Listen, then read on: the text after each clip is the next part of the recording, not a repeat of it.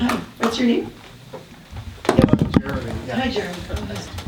So thank you so much for sharing your time with all of us. Really respect and admire the work you're doing. So I'd just like to ask you, first off, what do you think about the federal case? This is Juliana versus the United States, specifically in the context of the preamble of the U.S. Constitution and the line, the general welfare of the people. Do you think that is the right that is being violated currently?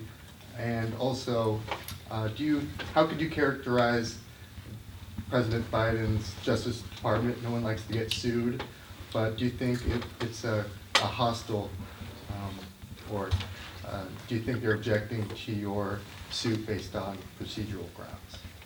Sure. So the way the Juliana case works, and please look at the movie because you're going to get a much more in-depth explanation than what I'm about to tell you.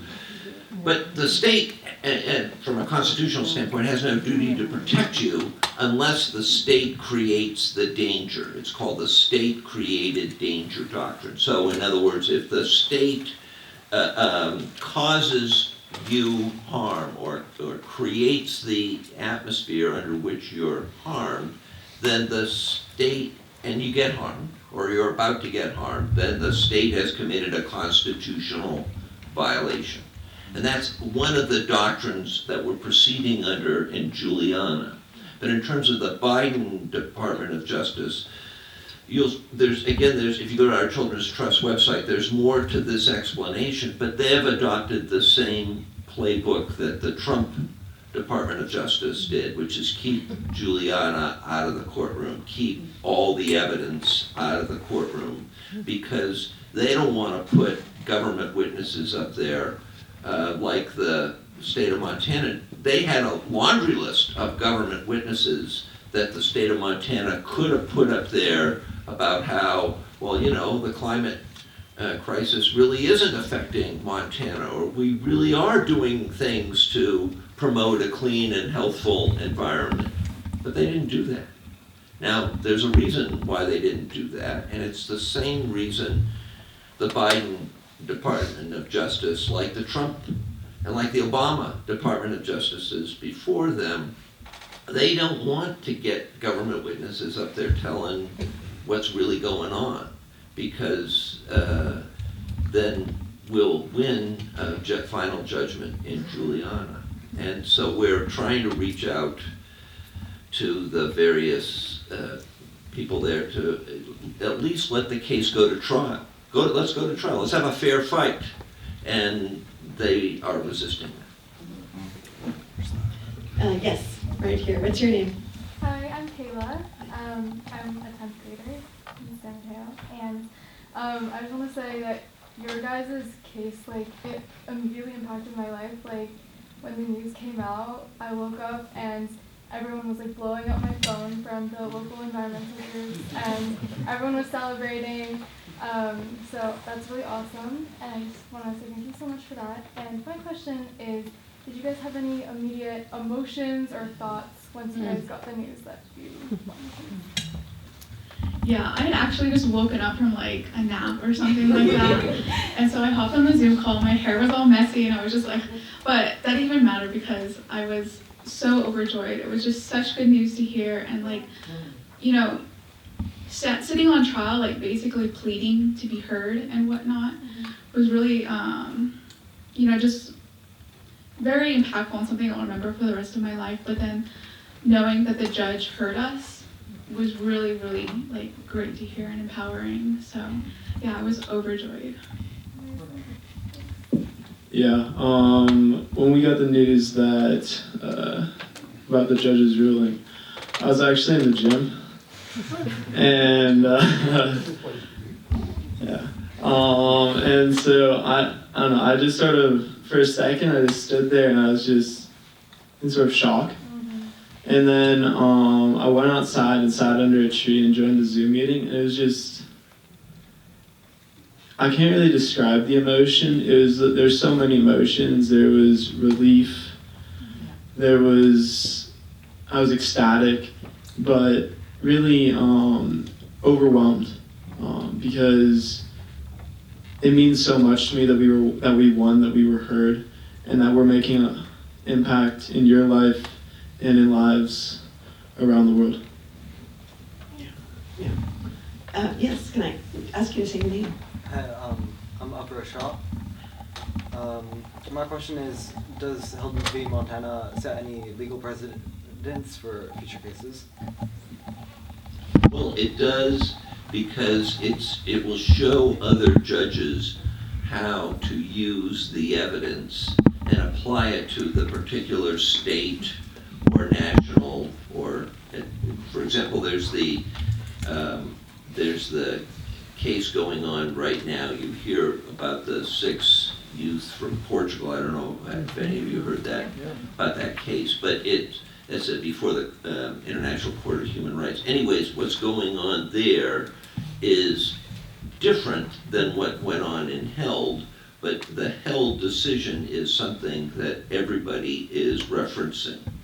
But I also want to talk about, in answer to this, something a little bit different. The Juliana case, and I'm sure now the Held case, they're taught in law schools all over the world. I've lectured about Juliana, like I said, in Japan, at Oxford, at Hebrew University. I mean, and when I say at Hebrew University, they wanted me to go there to teach their law students about Juliana and the principles on it, because that they wanted to apply those principles to law in Israel through Oxford University. So it's not just the courts using this as a precedent. I'm lecturing about this at Santa Clara tomorrow, and all the law students are learning about these cases, and they're dramatically influenced, and they want to join. We have more law clerks volunteering to come for us in the summers than we have lawyers on staff. I mean, it's amazing. But so the precedent is it's inspiring others to take action on climate and apply these principles so that we can get good decisions. Great, yeah, it's very exciting, and I did ask earlier about how many state constitutions have that same idea in it that could be enforced, and I think, Phil, you said only 5?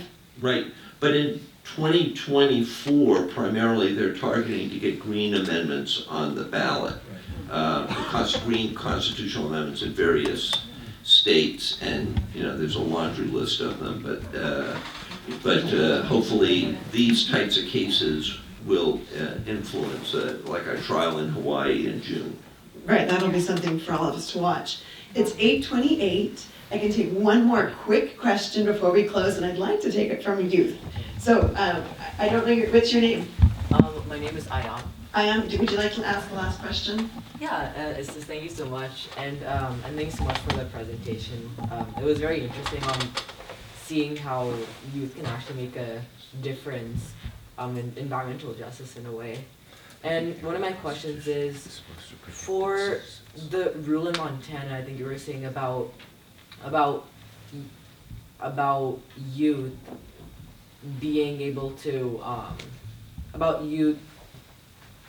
have like fair treatment in environmental standards.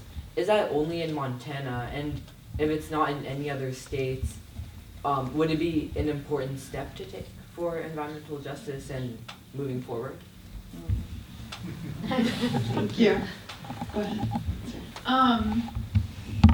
Does that relate to the 5 other states? I believe 5 other states have that like written like healthful environment amendment, and then other states are, if I understood your question correctly. I'm sorry. Okay, yeah. Well, and we're bringing cases in these other states, like Hawaii is one of the other states, so we're bringing cases in these other states, and so look for a trial in Honolulu in June. All right. Well, thank you. I think it's been a great hour and a half to listen to you and inspire us, really, inspire all of us to keep doing what we're doing. And I'm Kirsten Keith, I'm the chair of Sustainable San Mateo County. And on behalf of the board, I want to thank all of you for being here and you know, making ripple effects all throughout the world in your own communities. I know we live in a great bubble, as you mentioned, and most of the cities in San Mateo County have, you know, climate action plans that we put into place over a decade ago now. And everybody is really, it's a bubble. It's a bubble. So I really appreciate what you said about having empathy and compassion when you're talking to people that maybe don't share the same vision or view that you do based on your knowledge about science, and encouraging people to learn and to read. I mean, to read about it and educate themselves, if not for themselves, for their grandchildren and for the future. So I want to thank everybody for coming out tonight. Please don't be a stranger to Sustainable San Mateo County. We have events, we have happy hours, we have award ceremonies, and also if you have any questions for us, or if you have suggestions for us, we are all ears. Love to hear from the community. So make it a great place to be, and thank you, and have a safe travel home tonight. Good night.